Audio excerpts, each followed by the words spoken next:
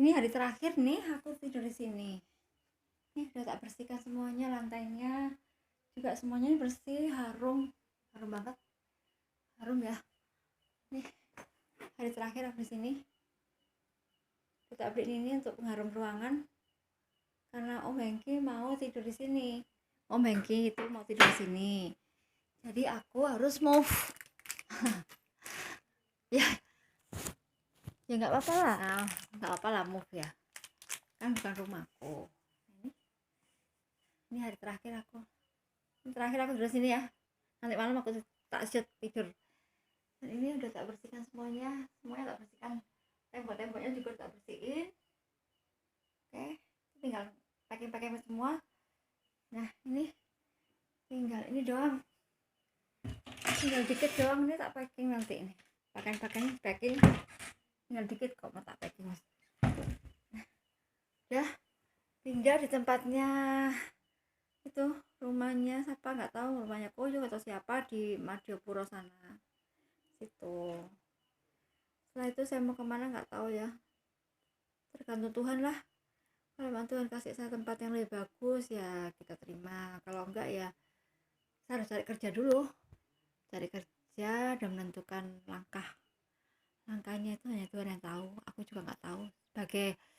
Sebagai hamba Tuhan saya harus percaya Tuhan pasti kasih jalan di hal yang paling sulit, di hal yang paling tertekan sekalipun. Atau misalnya saya ini kan tertekan banget, uang nggak ada ya kan. Kalau aku ada uang aku nggak perlu memikirkan langkahku seperti apa, langsung aja cari kontrakan, bayar payment. Tapi saya nggak ada uang, saya juga nggak bisa minta sama kakakku Debbie atau siapapun, karena dalam masa covid ini semua pada kesulitan. Dan saya hanya berharap pada kebaikan seseorang, entah itu siapa. Berharap pada kebaikan seseorang, saya hanya dikasih waktu 2 bulan untuk melangkah. Dan semoga YouTubeku ini betul keluar ya, karena saya butuh uang untuk kontra, untuk apapun. Kalau dibilang kenapa nggak minta sama Koko itu, waduh, ngawur ya. Kita itu loh bukan suami istri, bukan. Jadi kan nggak bisa kan saya memaksa dia untuk mengcover hidup saya, itu nggak mungkin. Kita itu sedang dalam PDKT, jadi saya nggak bisa maksa siapapun. Kalau orang bilang pacaran tuh harus seperti ini, oh itu nggak ada kriteria seperti itu dalam kampus saya. Karena yang harus berpikir itu sepertinya yang laki-laki. Saya nggak perlu untuk maksa karena masih masih dalam masa pacaran, belum apa ya ini, pacaran apa teman nggak tahu saya. Pokoknya saya nggak bisa mengatakan apapun dalam ini, yang jelas ini hari terakhir saya.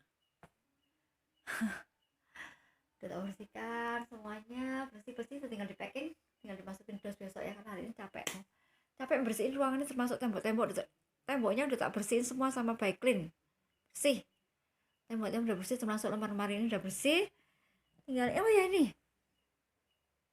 iya, ini semua barangku ya, dalam lemari ini semua barangku karena belum bisa bawa. Ini nanti kalau memang aku nggak kembali lagi ke sini, nggak tahu tuh Tuhan seperti apa rencananya. Kalau kembali aku senang, tapi kalau nggak kembali ya wes, ini barangku semua di sini ya. Dari ini semua di sini barangku, mas. Aku belum bisa bawa karena kan saya nggak tahu seberapa besar rumah itu ya kan. Nanti kalau memang rumahnya besar dan ada tempat ya bisa ambil kembali gitu. Tapi tawes, terserah Tuhan Yesus saja. Saya kalau dibilang mau menangis, saya nggak mau menangis. Kenapa? Sudah capek untuk nangis saya. Kalaupun saya harus menangis berdarah-darah atau memohon-mohon sama siapapun, itu nggak guna sebenarnya. Bersandar pada manusia itu nggak guna. Satu hal yang bisa saya lakukan yaitu berdoa sama Tuhan Yesus. Berdoa saja dan menanti hari esok itu seperti apa. Hari ini kalau untuk menangis, look that. I can I don't want to tell anything. Don't. Oke. Okay. Saya nggak mau menangis, nggak. Bukan karena saya nggak pengen menangis. Capek saya udah nangisnya saya udah hampir dari saya apa ya, SMA loh. berurai air mata. Capek saya. Nggak. Saya juga nggak mau kemana-mana. Misalnya, tuh saat ini ya pindah dulu saya. Nanti menentukan rencana seperti apa nanti. Oh ya, untuk Tante Sim, ya saya mengucapkan terima kasih karena sampai hari ini masih menolong saya. Begitupun dengan Koyong yang mengatakan, gimana ya kalau Om Hengki itu di rumah Pandan Laras. Sedih saya bayangkan dia itu sebenarnya belain aku ya, sebenarnya aku ngerti belain aku, tapi nggak usah lah, kasihan dia. Aku kemarin tuh lihat dia itu, Koyong itu pas itu di Pandan Laras, hujan hujan kan, terus aku bilang aku lapar, aku bilang gitu sama kata dia, ada mie, bikin mie. Aku tuh kan nggak tahu takaran minyak. Aku memang kalau bikin mie tuh suka-suka aku, kadang kebanyakan air, kadang kurang air, tuh suka-suka gue. Nah, ketika aku apa apa ya, bukan menada apa sih, rek itu loh, bukan meletakkan, menuangkan air di panci. Dia bilang gini, ini kebanyakan, ya wes kurang ono. Ya wes tak bikin, tak, tak siapin buat dia, dulu. Memang kan preparednya 2 piring, nah tak siapin makan buat dia dulu, walaupun dia tuh bikinnya banyak. Udah, oh bikin berapa, mau berapa, maksudnya aku 2 dia 1, bisa sih, tapi dia bilang terserah gitu. Nah bikin 2. Ketika mie sudah jadi, aku berikan ke dia dulu. Setelah itu aku mau cuci piring, terus dia nggak makan. Dia bilang, loh kamu tuh makan dulu. Maksudku gini loh, kamu makan dulu aja, aku cuci piring dulu. Tapi dia nggak mau, udah tinggalin dulu, makanan dulu. Jadi kita makan berdua. Aduh saking laparnya ya, aku nggak bisa makan pelan-pelan, ya langsung makan aja, wis nggak ngurus dia ngeliat aku seperti aku makan kesurupan atau gimana, nggak ngurus, wis makan. Nah tadi itu dia bilang gini sama mamanya, gimana sih ma kalau Om Hengki taruh di Pandan Laras. Aku tuh kok kasihan ya sama dia, kasihan loh sama Koyong itu.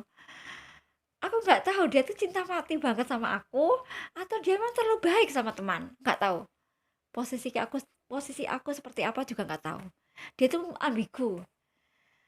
Kalau aku bilang di hatiku tuh aku merasa dia itu aku ini kekasihnya, tapi dia ngomongnya beda, tapi dia ngaboti aku, bingung kan. Nah, kata-kata dia bilang gimana kalau Om Hengki di Bandar Laras tuh aku tahu itu poin, berarti dia tuh sayang. Wis, yang lainnya gak usah dipikir. Ya wis, aku terima kasih ya rasa sayang itu, dan aku berusaha untuk mengimbangi dengan kebaikan.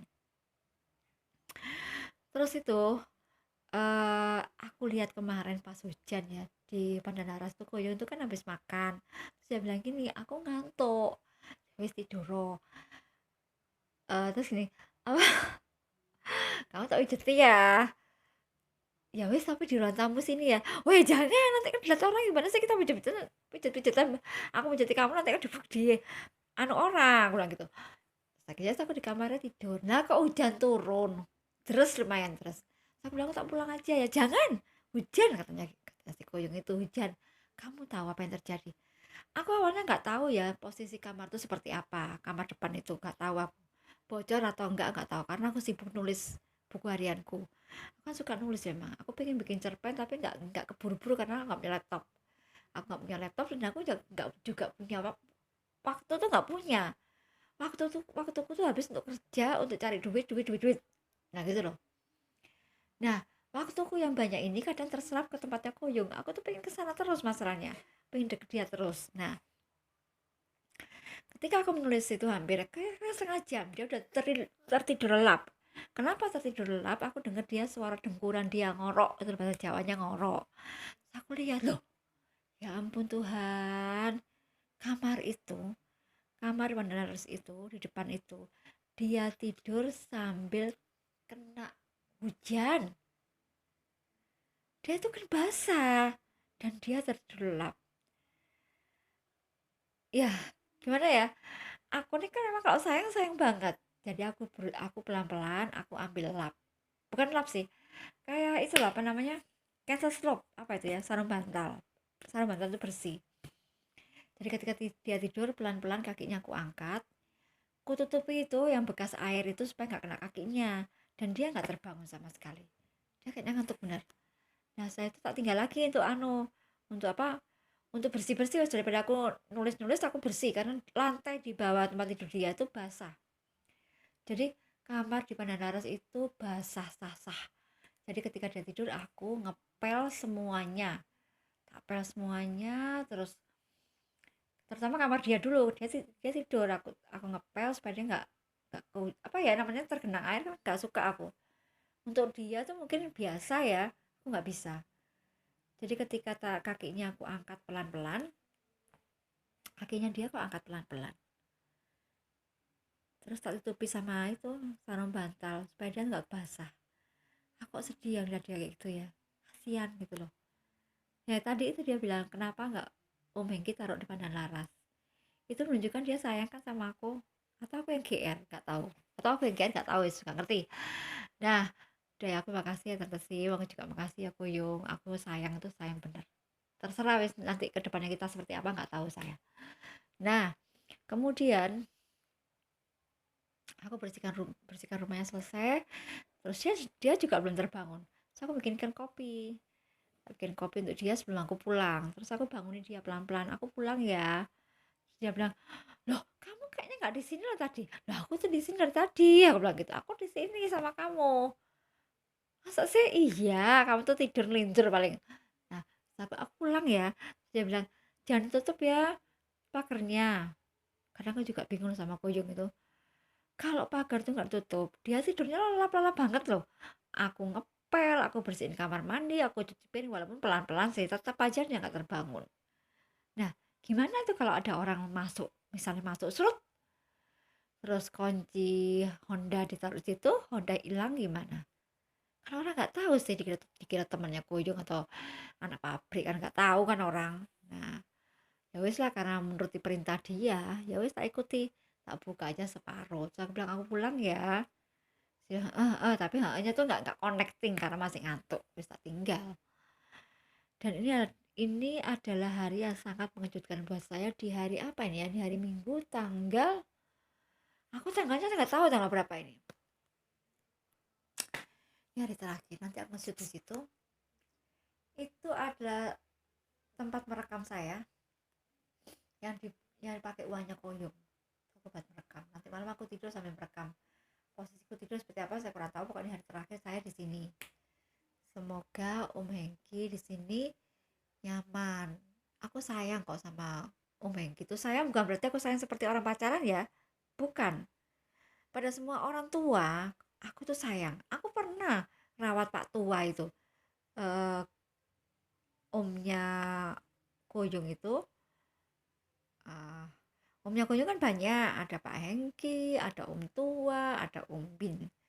Kalau Om Hengki aku udah 2 kali ngerawat, gak ada satupun loh yang membuangkan pipisnya di apa, di embernya dia pada waktu di Hana itu Hana nggak ada. Aku yang bersihkan. Bukan aku sok gaya atau sok mengatakan bahwa saya itu baik, enggak. Aku memang nggak suka orang itu apa kotor gitu, nggak suka. Walaupun bukan orang tua aku sendiri, tak bersihkan. Seperti pada waktu om tua itu sakit, ketika aku membersihkan popoknya itu, banyak orang menghina aku, terutama anak laki-laki, katanya wih lihat burungnya seneng. Dalam hatiku saya tuh gini, saya memang janda, iya. Saya memang nggak punya suami, iya. Tapi pantas nggak ketika saya menolong seseorang membersihkan, ah sebentar, nasiku.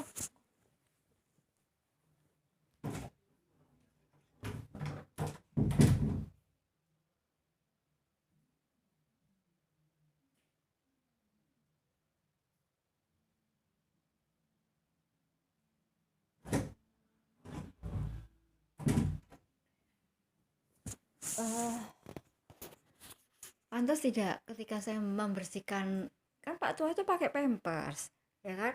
Jadi otomatis saya kan membersihkan, kalau dia pup atau pipis, ada loh orang yang mau membersihkan.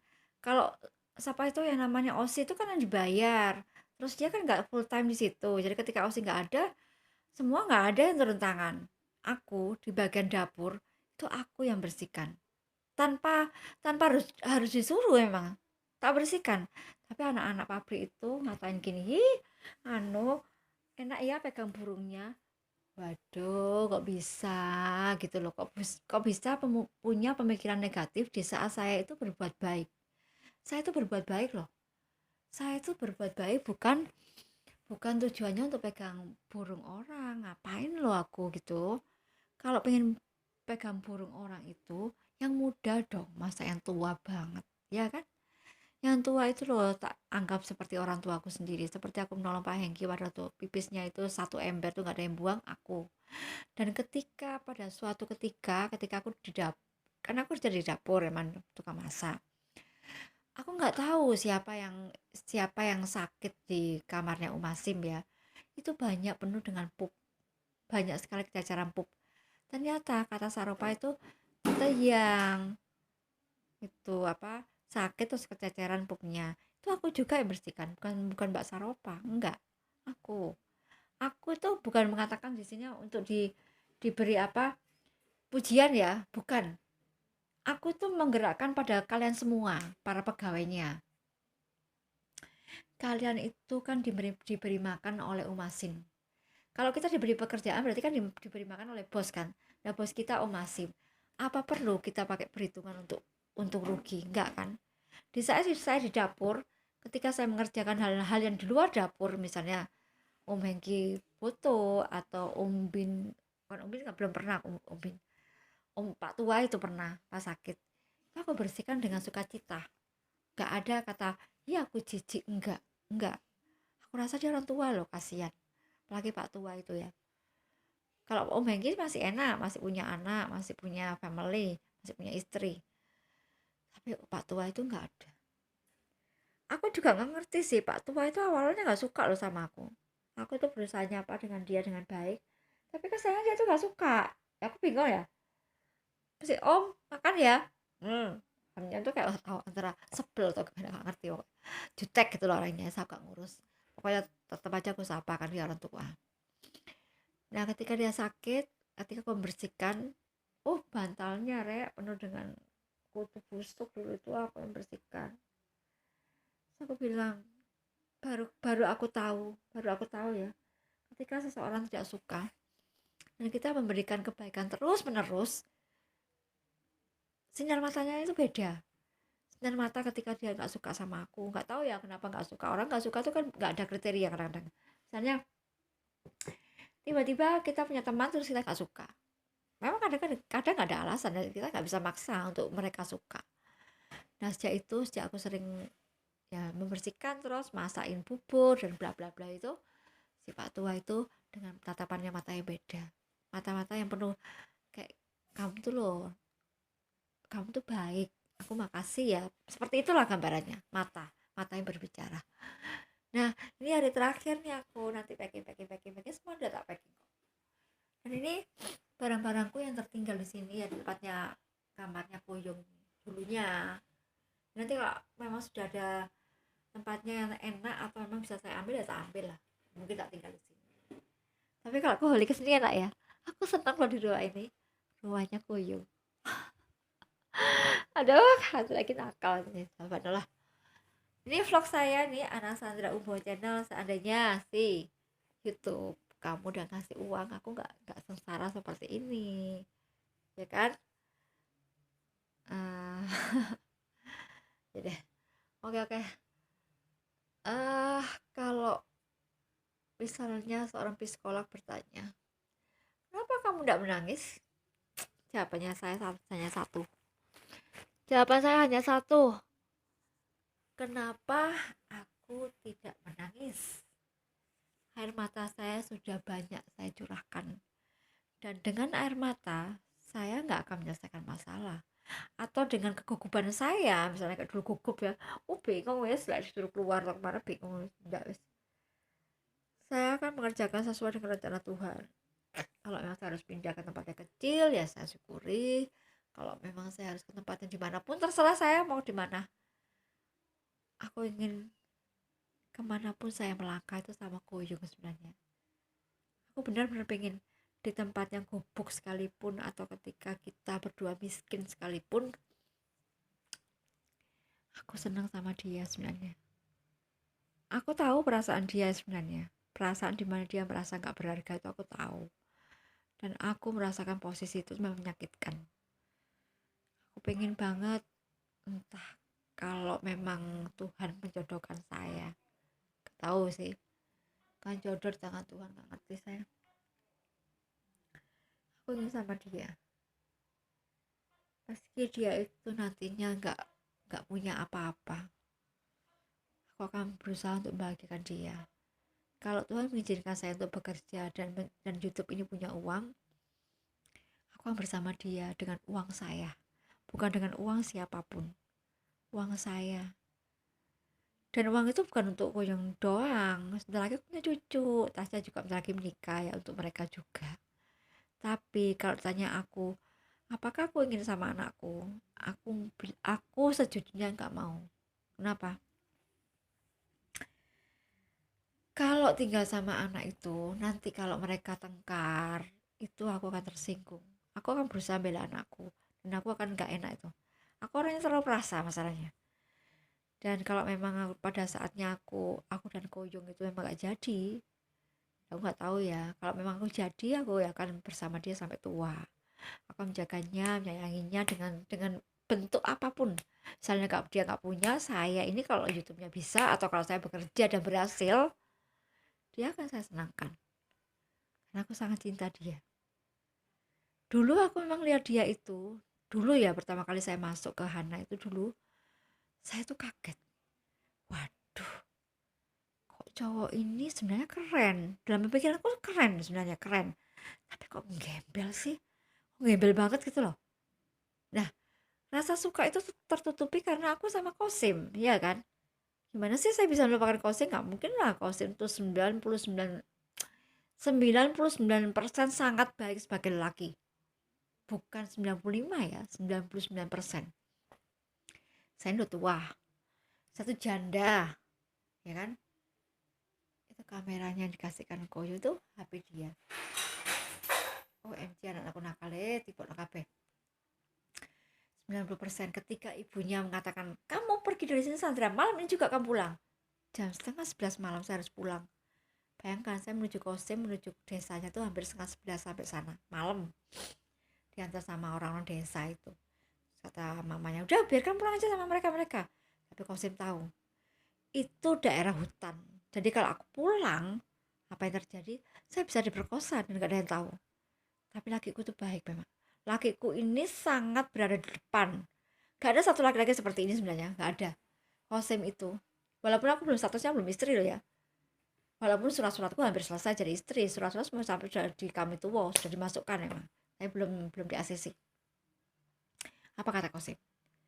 Bu, gak bisa. Sandra harus di sini sampai besok pagi. Dan ibunya tambah marah. Bapaknya cuma diam. Kenapa? Ya karena yang kerja Kosim memang. Yang cari makan Kosim. Yang bangun rumah itu Kosim. Satu rumah lagi yang dia bangun untuk adiknya itu untuk dia bersama istrinya itu saya sebenarnya. Satu rumah yang kata Kosim itu untuk aku sama kamu sayang. Masih dipakai Eni adiknya. Eni itu harusnya ikut sama ibu kata dia. Kamu sama saya di rumah itu rumahku sayang. Aku bangun dengan tanahku sendiri, dengan uangku sendiri. Tapi apa, Eni yang pakai adiknya itu. Terus dia bilang sama Eni, biar santai deh gini yo, karena kamu sama ibu. Saya kata ibu gini, gak bisa, biar Eni di sana, Sandra sama kamu di ibu. Tapi aku dimarahi terus sama ibu. Nah, terus back lupakan Kosim. Jadi apa saya ada si Iwan, nggak bisa, udah nggak bisa, nggak mungkin saya kembali ke Iwan. Walaupun Iwan pasti mau meraih saya di saat saya terkapar ini, pasti Iwan mau. Saya nggak mau. Mamanya Iwan sayang kok sama aku tahu itu. Tapi aku nggak mau curhat, nggak. Aku punya nomor HP-nya mamanya Iwan, Mama Rita, aku tahu. Tapi aku nggak mau. Aku saat ini hanya untuk Koyong, apapun resikonya. Dan Koyong udah belain aku kok, sejauh ini dia belain aku, di hadapan mamanya dia belain aku. Tapi sejauh pembelaannya, aku harus menghargai mamanya juga. Dengan saya melawan orang tuanya, itu saya melawan dia. Dan saya nggak mau. Tetap saja dia itu laki-laki ya, dia itu imam untuk saya. Saya harus menghargai dia. Ketika saya menghargai mamanya, itu berarti saya respect sama dia. Ketika saya melawan mamanya, berarti saya nggak respect sama dia. tetap aja itu anak itu nggak bakalan suka kalau siapapun melawan orang tuanya, walaupun dia kadang-kadang kasar sama mamanya, tapi nggak mungkin kan dia itu rela kalau kita gitu. Dan saya nggak perlu, dan saya ini ya Sandra Umbo ini nggak perlu melawan orang tua. Kenapa? Nurani saya tidak mau seperti itu, walaupun itu bukan orang tuanya Koyong, orang tua siapapun saya nggak mau, apalagi orang tua dari orang yang saya cintai. Walaupun kita berseberangan, mamanya nggak suka kucing, aku suka kucing, Koyong juga suka kucing, bukan berarti saya harus melawan total, nggak bisa. Saya dalam posisi yang harus menghargai dia sebagai orang tua, begitu. Dan ini tuh mereka mereka itu boneka loh, itu bukan apa-apa. Aku suka boneka, memang gak tahu kenapa, katanya orang-orang itu orang gila suka boneka gendang. Ya udah lah, sekarang siapa sih yang mau meluk saya ketika saya sendirian? Ya itu aja kan, bantal guling boneka itu yang menghantarkan saya ketika saya sendirian, atau ketika saya saat ini kan saya pengen kan dihak seseorang, ya kan, nggak ada. Dan saya nggak akan melari ke tempat Koyong, ke Pandan Naras. Bukan nggak mau, udahlah dia tuh sudah cukup berat di kepalanya. Kalau dia ditangani dua psikiater, saya nggak perlu loh ngasih beban dia terlalu berat. Saya ini masih bisa mencari langkah. Dia udah belain aku sejauh ini, udah cukup buat aku. Dia udah bilang, Ma, gimana kalau Om Hengki di Pandan Naras? Udah cukup seperti itu menunjukkan bahwa dia itu sayang aku. Terus dia bilang ke aku tadi gini depan mamanya, aku nanti mau ke Madiopuro, kamu mau ikut? Gak usah ya, gak usah ya, kan aku tahu kamu ikut aku, bukan kamu ikut aku, tapi kamu lagi repot, kamu harus bersihin. Iya gak usah, gak apa-apa. Bukan berarti dia menolak aku ikut, bukan. Ya aku tahu kok bahasa lelaki, aku ini kan laki-laki sebenarnya, logika aku sebenarnya jalannya besar ke laki-laki. Yang dimasuk Koyo itu gini loh, kalau kamu ikut sama aku pasti kamu akan besok lebih parah lagi capeknya. Ini aja aku capek loh bersihin dari dinding ini, semuanya udah tak bersihin pakai bike clean ini, semuanya tak bersihkan nih pakai sabun, pakai apa yang aku beli di Indomaret loh, Superpel. Ini tembok-tembok ini semua tak bersihkan sama Superpel, tak siram air Superpel, salap. Dan ini nggak ada bau kucing sama sekali, nggak ada, karena emang nggak di kamarnya nggak ada kucing, udah berapa bulan yang lalu nggak ada kucing. Dan aku beli Stella ini supaya harum gitu. Ini barang-barangku semuanya di sini, di kamarnya Koyong. Ada kan aku istrinya ya, saya akan kembali ke sini. Kalau aku jadi istrinya, aku akan di sini bersama dia sampai kita berdua mati, ya kan? Yang mati nggak tahu aku dulu atau dia, tapi kalau aku jadi istrinya, aku kan jadi istri yang sangat baik untuk dia. Aku nggak akan melawan karena aku tahu suamiku itu sakit, aku nggak boleh melawan. Kalau aku melawan, dia akan tambah sakit dan aku nggak mau. Memang berat sih untuk menjadi ngalah, tapi aku sangat cinta. Aku tuh sayang banget sama Koyo. Aku sama Kosim juga sayang. Tapi aku nggak tahu, di tahun 2020 ini nggak tahu kenapa rasa sayangku itu luar biasa pada laki-laki ini. Biasanya, kalau tipe laki-laki ini, seperti ini yang aku temui ketika sangat membuat aku di bawah, karena aku orangnya dominan. Biasa tak tinggal, nggak usah hitungan berapa kali, tak tinggal memang. Aku merasa aku itu dominan. Aku tuh kayak laki, aku tuh laskar kan, aku dominan di atas. Tapi aku ketika sama dia, aku nggak bisa. Aku harus di bawah. Sama kau sih mau lawan loh. Walaupun dia itu iman, tak lawan emang. Aku merasa aku enggak, kamu harus menurut saya. Gitu itu aku. Tapi ketika sama Koyong, nuraniku berkata lain. Jalanku juga berkata lain. Iya ya, kalau aku menekan dia, kapan dia akan sembuh? Kapan dia akan bahagia? Bukankah kesembuhan seseorang itu adalah bahagia? Dan saya akan bahagiakan dia dengan semampu mungkin, semaksimal mungkin. Walaupun untuk itu saya harus berkorban banyak. Saya nggak boleh menyela. Saya harus diam ketika dia bicara. Saya harus menuruti kata dia walaupun itu bertentangan dengan saya. Bertentangan begini, kalau memang itu nggak membahayakan jiwa saya, misalnya gini, Sandra kamu terjun ke jurang, itu bertentangan dong. Saya kan pasti ya rasudi lah, langsung tak tinggal. Atau Sandra kamu racun, ya nggak mau dong. Tapi kalau dia merubah saya, misalnya Sandra cerewet, Sandra kamu jangan akimu tuh loh, jangan kayak jongkok, coba kamu berubah, itu kan beda. Sandra kamu harus baik hati, itu nggak apa-apa. Sandra kamu jangan cerewet, aku cerewet sebenarnya, tapi di depan dia saya berusaha tidak cerewet, saya nggak dominan guys. Aku di bawah, wah di bawah sangat tidak dominan. Padahal Laskar itu harus dominan sebenarnya, tapi nggak apa-apa. Saya sangat cinta dia, saya sangat sayang Koyung. Dan yang paling aku suka tadi itu, bukan suka ya, bahagia. Dia bilang gimana kalau Pahing itu di Pandan Laras. Nah, terus kamu di mana sayang, batinku, kamu tuh mau di mana? Bukankah kamu siang-siang suka di situ? Bukankah kamu siang-siang itu suka rebahan di situ? Iya kan? Kamu kemana? Jangan banyak berkorban untuk saya. Udah cukup kok pengorbanan kamu untuk saya dan anak-anak saya. Sudah terlalu baik untuk ukuran saya. Jadi kalau ada orang sampai hari ini, misalnya ya, ketika saya pindah dari rumah ini, kalau ada orang mengatakan, gitu katanya cinta, itu namanya nggak cinta. Cinta tuh belain kamu. Dasar goblok kalian semuanya. Orang cinta itu ya pakai logika. Yang ditolong itu bukan orang lain loh, omnya. Kalau kamu cinta sama pasanganmu itu juga cinta keluarga.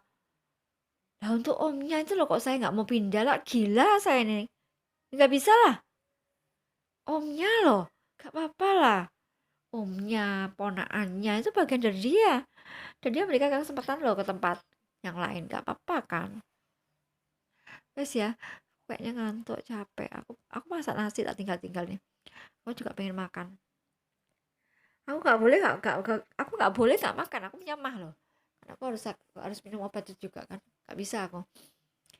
Hari ini aku mengucapkan syukur ya Tuhan Yesus, atas pertolonganmu ketika Koyong belain aku, ketika Tante Sim itu marah sedikit ke aku, tapi Koyong itu nggak meledak-ledak.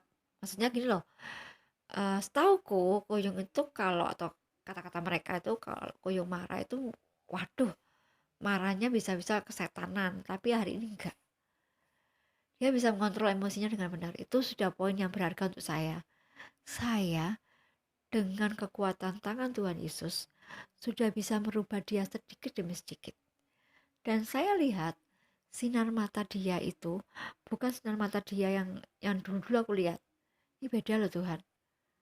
Dan hanya saya yang bisa merasakan itu. Oke, aku mau itu ya, masukin nasiku dulu. Aku juga harus makan. Nggak bisa aku dalam keadaan, kalau orang bilang, kok bisa sih banyak masalah makan? Ya aku harus makan. Daripada aku sakit, aku punya mah kok. Tuh obatnya dokter Wijayanto. Makanya aku bohongan. Dan aku juga nggak mau mengetuk SMS Sesta atau Kiki. Nggak. Sesta sudah sangat berat dengan bayi di kandungannya. Gak usah. Kan juga tak telepon nggak dijawab, SMS nggak dijawab, ya sudah. Biarkan saya melangkah dengan kekuatan Tuhan saja. Ya kan? Saya punya Tuhan Yesus. Saya laskarnya. Dan saya nggak akan pernah ditinggalkan sendirian. Siapapun yang akan menolong saya, itulah orang yang akan menolong saya. Laskar saya banyak. Dan apakah saya harus menangis ya? Oke lah, saya menangis sedikit. Karena saya nggak bisa nahan. Saya nggak bisa nahan ketika saya melihat Koyon di Bandar Laras itu tidur dalam genangan air. Tidur. Kakinya, bantalan dia. Ini kaki ya, kaki dia. Terus bantalnya di bawah. Itu basah loh bantalnya. Bagaimana saya bisa melihat orang yang saya cintai, orang yang saya sayangi dalam kondisi seperti itu? How come? I can't. No, I can't. Seorang yang sangat sayang dengan tulus, seseorang yang sangat sayang pada itu gak akan pernah pengen melihat orang itu menderita. Gak pengen. Saya gak ingin melihat orang yang saya cintai menderita. Kalau perlu biar saya menderita untuk dia. Kenapa? Ya saya cinta. Cinta itu berkorban. Ketika orang itu terluka, saya terluka. Ketika orang itu tersakiti, saya tersakiti. Dan ketika saya bisa menolong dia, saya akan menolong dia.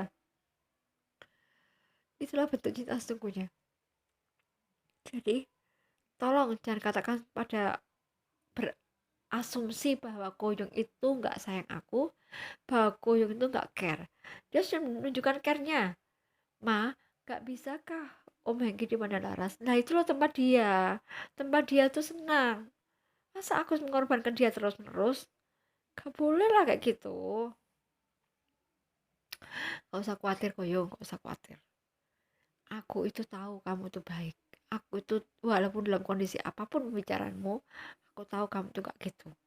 Dan satu hal yang kamu tahu, saya bisa melangkah. Dan kamu gak perlu takut aku gimana melangkah. Aku udah akan liar kok melangkahnya. Ada itu rumah punya Abah 8 juta. Abah bilang apa? Kamu mau jadi istriku? Abah itu gak jelek sebenarnya. Abah itu gak jelek. Usianya itu sekitar 60. Rumahnya banyak. Aku juga gak tahu kenapa bisa mengarah ke rumah itu. Aku cari kontrakan memang. Abah bilang gini, gimana kalau kamu jadi istriku? Ini rumah kamu pakai. Saya bilang, aku udah punya suami. Udah punya calon suami. Oh, udah punya calon, iya. Oh, lalu itu minta aja sama calon suamimu. Aku bilang, suamiku nggak kerja. Ya kan bener kan, suamiku nggak kerja. Semua ini kan punyanya mamanya, batinku. Aku bilang, suamiku nggak kerja karena suamiku kena COVID. Bukan kena penyakit COVID, bukan. Kena masalah COVID jadi nggak bekerja. Lah kok mau sama orang nggak bekerja? Jawaban saya, ya saya sayang. Nanti kan suatu saat nanti dia akan kerja lagi. Gitu jawabanku. Abah umur 60 tahun tuh ganteng sebenarnya. Ganteng, bersih, baik. Tapi aku gak bisa. Aku gak bisa. Saatnya aku cinta Koyong memang. Apapun alasannya. Kecuali ketika Koyong mengatakan kita pisah. Aku mau nikah dengan orang lain. Atau aku gak mau lagi sama kamu Sandra. Ya wis. Itu saya akan berusaha mencari orang lain. Kenapa saya mencari orang lain? Laskar di tahun 2020 ini ingin punya lelaki di kehidupannya, ingin punya suami untuk menemani di hari tuanya sampai dia pulang dengan bahagia. Siapapun lelaki itu, aku hanya berharap Koyong sih, tapi nggak tahu takdir seperti apa. Ya semoga Tuhan mengizinkan. Kalau nggak tahu. Ya tadi itu Abah itu seperti itu, rumahnya bagus, kamarnya 4, lumayan sih kalau untuk kepepet misalnya, tapi saya nggak mau. Aku sih cinta Koyong misalnya, cinta banget. Aku nggak mengorbankan gini, gak apa-apa wes kepepet aku nikah aja sama dia daripada Koyong seperti ini. Enggak, aku enggak seperti itu orangnya. Mungkin ada tangan Tuhan lain yang lebih baik, misalnya gak tahu kan rencana Tuhan, entah ketika aku SMS Manti Wiranadi tiba-tiba dia ngasih aku uang. Kalau ke Debbie, waduh kasihan dia, terlalu berat bebannya dia. Nah, semoga Manti Wiranadi saya akan ke sana ya. Begitu saya sudah pindah, saya akan ke sana. Memang nekat aja ke Mojokerto. Gak tahu gimana. Oh ya, nomor HP-nya aku udah ketemu, jadi bisa SMS. Gitu. Oke. Oke. Duh, durasinya panjang kan nih. Oh, ini hari terakhir saya tidur di kamarnya Koyo. Dan aku berharap kembali ke sini. Ini lemari dia. Udah tak kosongin, tinggal di packing dikit. Oke. Dan dari situ ini iPod yang dia beli itu aku, dengan uang 500.000-nya dia itu aku beli iPod. Itu HP dia itu tak gunakan sama sekali sebenarnya. HP itu tak gunakan hanya untuk apa, untuk file dia, itu ada videonya dia. Kenapa tak bela-belain ke Gajah Mada Kemala Plaza itu untuk benahin HP itu, ada video dia itu. Dan aku menghargai semua punya dia. Dan di ujung itu tertinggal aja ya, terus siapa tahu Pak Egi bisa duduk di situ, apa kursi Levena, siapa tahu Pak Egi lagi duduk-duduk di situ. Yang tak bawa itu nanti ini semua bednya ini untuk tidur di sana, kan nggak tahu di sana ada tempat tidur atau nggak ngerti, tetap tak bawa ini. Jadi ini kamarnya kosong lemari jelas ditinggal lah, ini nggak tinggal juga, ini tinggal ya tertinggal. Yang tak bawa ini loh semua tak bawa untuk tidur di sana, nggak tahu sana ada karpet atau nggak ngerti, pokoknya tak bawa ini karena enak tidur di bawah itu lebih enak. Oke, aku capek ya hari ini, capek banget. Aku pengen rebahan dikit ya, aku nggak bisa buka video karena YouTube pun nggak ada pulsanya, nggak ada kuotanya. Ya wes lah. Kalau aku menangis, am I can cry, gak bisa kayaknya. Sedikit menangis emang, tapi aku gak bisa. Terus capek aku Tuhan, capek untuk menangis, capek untuk berkeluh kesah. Hanya satu yang aku inginkan Tuhan, YouTubeku. Hanya satu yang aku inginkan Tuhan ketika aku buka usaha, apapun usaha aku itu, berilah saya kemudahan untuk menjadikan saya menjadi orang yang punya uang. Dengan punya uang, aku bisa melangkah dengan enak. Dengan punya uang, Koyong itu bisa aku bahagiakan. Kenapa terbalik Sandra berpikirnya? Harusnya Koyong bahagiakan kamu. Kan sudah. Dan dia gak kerja loh. Gimana saya bisa minta dia? Ayo, mana? Dan dia dalam keadaan sakit loh Tuhan. Masa saya aku membanding laki-laki yang, aku gak bisa bayangin aku ketika dia tertidur itu. Aku kadang gini loh, bagaimana mungkin laki-laki ini gak pernah merasa bahagia ya? Bagaimana mungkin ada perempuan-perempuan yang hanya bikin dia itu hanya diambil uangnya doang, gak disayang bener. How come? Kasihan banget. Aku juga sering loh cinta seseorang tapi hanya dibuat mainan. Itu aku. Dan aku posisi itu sangat menyakitkan. Dan Koyong itu juga sangat menyakitkan. Gak ada yang sayang benar.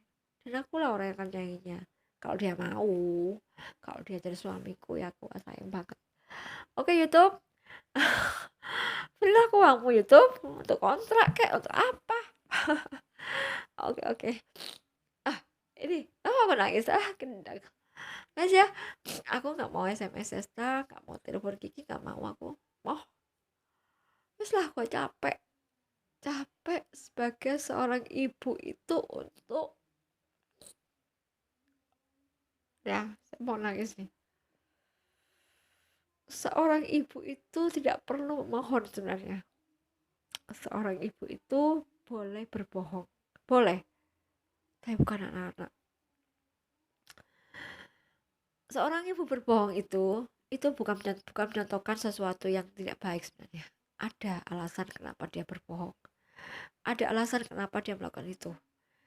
Jadi untuk anak-anak yang gak bisa memahami, untuk orang yang gak bisa memahami, ya saya gak bisa apa-apa. Tapi ingat, saya berjuang untuk anak-anak. Saya melakukan semuanya untuk anak-anak. Dan saya gak takut dihina, dicaci, dikatakan apapun untuk anak-anak.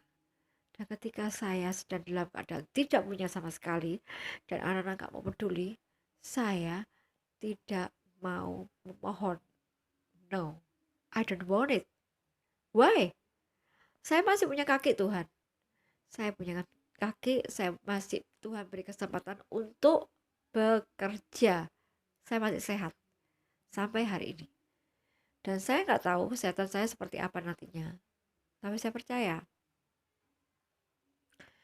Tuhan itu akan memberikan kesempatan saya untuk menjadi lebih baik. Dalam nama Tuhan Yesus saya berdoa. Amin.